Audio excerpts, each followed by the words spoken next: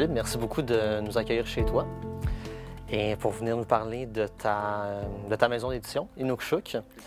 Déjà, j'ai envie de commencer par une question toute simple. Inukshuk et bande dessinée. D'où est-ce que ça vient déjà le nom Inukshuk et pourquoi de la bande dessinée? Alors, l'Inukshuk, c'est Inukshuk, c'est un mot inuit en fait. Mais ça, j'imagine que tu étais un peu au courant en venant du. Oh non, pas nécessairement. tu m'apprends rien, mais. Non, l'Inukshuk, c'est un mot inuit. Il se trouve que moi, je suis un très grand fan de la culture des Premières Nations, des peuples du Grand Nord canadien, Alaska, etc. Voilà, qui sont une culture que j'aime beaucoup. Et quand j'ai créé Inukshuk Édition, je cherchais un nom forcément pour le nom de la maison d'édition. Et puis un jour, je ne sais plus comment, quand j'étais tranquillement en train de lire un livre justement sur l'art Inuit. L'art inuit. Et je tombe sur ce mot Inukshuk, que je connaissais forcément, mais bon. Et donc je tombe sur une photo et Inukshuk. Et ça a fait tilt en fait. Et je me suis dit, voilà, c'est un nom qui me plaît. J'aime bien la sonorité du nom. Inukshuk, donc, vient de l'Inuit, tu l'as dit. Déjà, dans le nom même de la maison d'édition, il y a l'idée d'un partage culturel. Ouais. Donc, une culture qui est étrangère à la culture française. On ne peut pas s'empêcher aussi de remarquer que le contenu de ton catalogue partage une très, très grande part d'échanges interculturels avec les pays d'Europe centrale. Ouais. D'où est-ce que ça vient, ce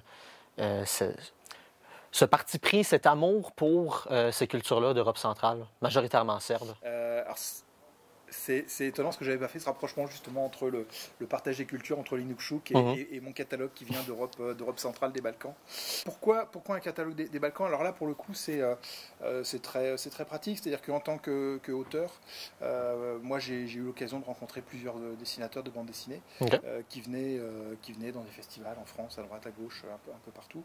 Je suis devenu ami avec certains d'entre eux. Ces auteurs qui sont publiés chez les grandes maisons d'édition franco-belges sont connus du grand public franco-belge. OK, d'accord. Voilà, ils sont connus pour des séries en France, etc. Mais le public s'imagine que leur carrière a commencé là, dès qu'ils ont publié en France et en Belgique, sur le marché franco-belge. Alors que souvent, ils ont dans leur pays 10, 15, 20 ans. Ben, c'est la question qui me vient à l'esprit. Ils considèrent, eux, que leur carrière a commencé dès leur publication dans le domaine francophone, alors qu'ils bénéficient déjà d'une certaine notoriété dans leur pays d'origine? C'est pas eux qui considèrent que leur carrière a commencé au moment de leur publication dans le domaine franco-belge ou en francophonie. Ce sont les lecteurs. Les lecteurs, OK. Ce sont les lecteurs. C'est-à-dire que les lecteurs, l'album, on va dire Milan Jovanovic, pour beaucoup de lecteurs, Milan Jovanovic, il a commencé lorsque il a fait sa première série chez Dupuis avec le scénariste Franck Giroud. Alors qu'avant, chez lui, en Serbie, il a La Bête Noire, il a Kalos Kagatos, enfin il a des histoires courtes, il a des participations à des revues, enfin il a plein de choses quoi. Tu as mentionné le fait que ces auteurs-là étaient déjà publiés dans leur pays d'origine avant de se faire connaître dans le domaine franco-belge. Ouais.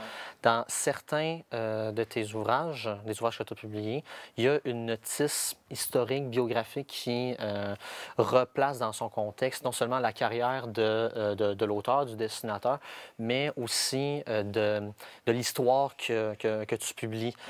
Ouais.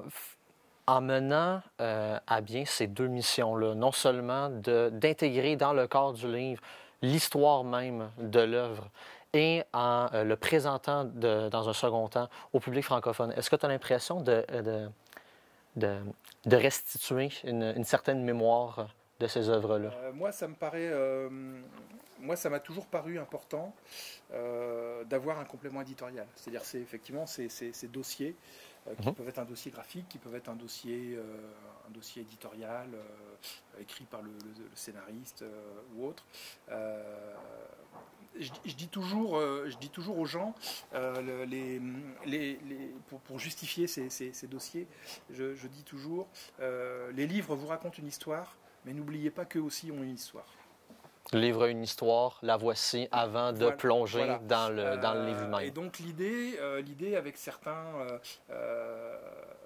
alors tous les compléments sont pas les mêmes. Sur l'ombre d'antan, le complément c'est plutôt un dossier historique sur les relations entre la France et la Serbie pendant la Grande Guerre.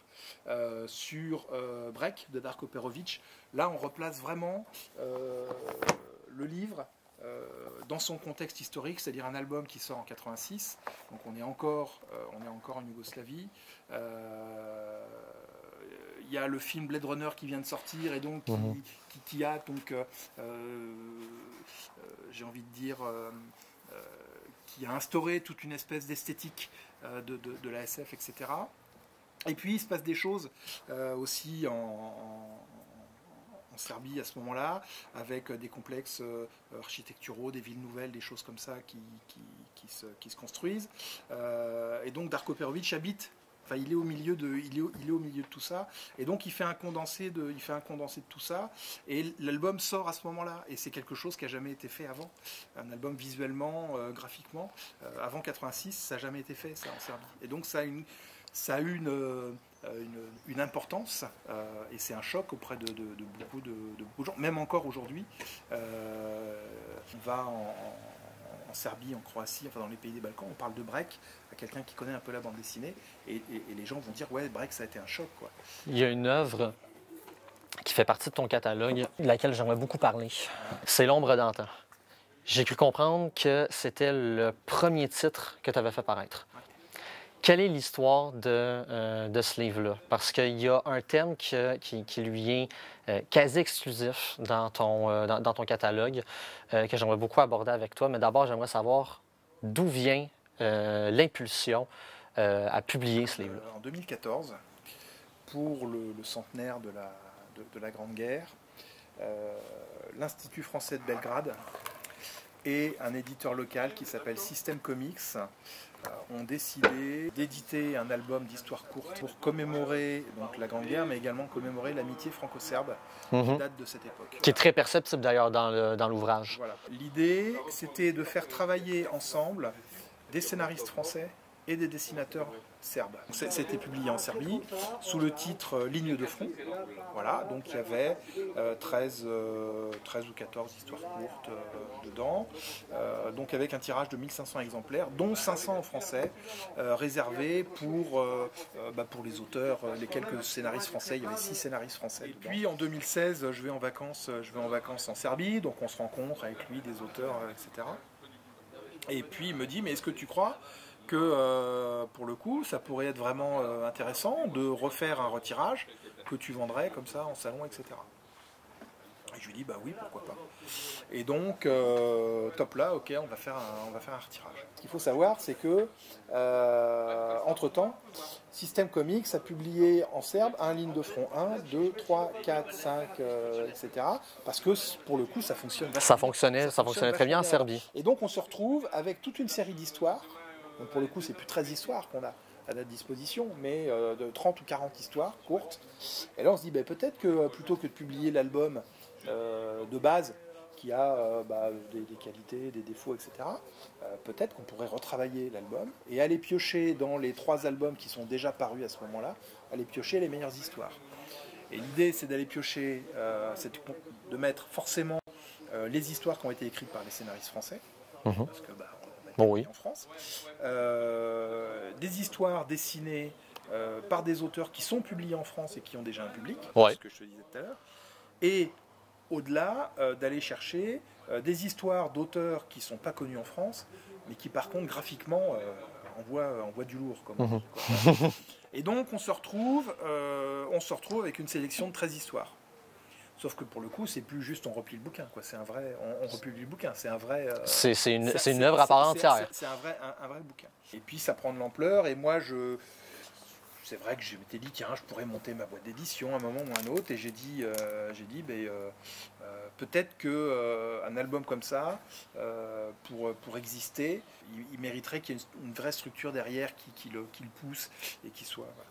Et donc j'ai créé Inukshuk pour pouvoir publier L'ombre d'antan. L'ombre d'antan occupe quand même une place à part dans ta production éditoriale, non seulement de par son caractère initiatique, c'est le premier ouvrage publié chez Inukshuk, mais c'est l'un de ceux qui aborde le plus de front l'une de nos grandes barbaries du monde moderne, qui est la Première Guerre mondiale. Rien, mais alors rien ne nous est épargné dans les récits qui composent cette bande dessinée-là.